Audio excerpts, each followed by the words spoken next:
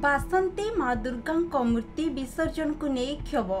कटक देवीगढ़ ठारे माँ दुर्गा प्रतिमूर्ति को अस्थायी पोखरी रे प्रत्येक वर्ष विसर्जन कराए, किंतु चलित वर्ष किछि अभावनीय घटना घटी।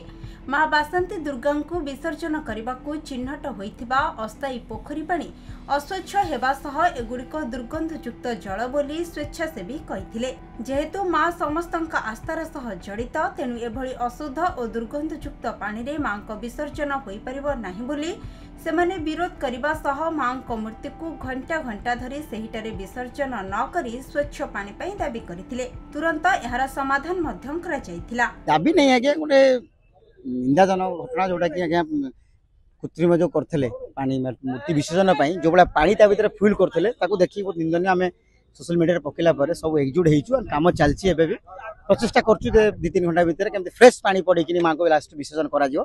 सी जो पानी जो आनुथले पाखरु ताको घोर विरोध और निंदा करथुलु। तो सरकार चेष्टा करछन, देखा जो केते दूर कोन होउछि। ऑलरेडी मूर्ति गुडा से खरा ठिया लानी, तो जत शीघ्र सॉल्व हेगले भलो होता बेला में भाबुछु।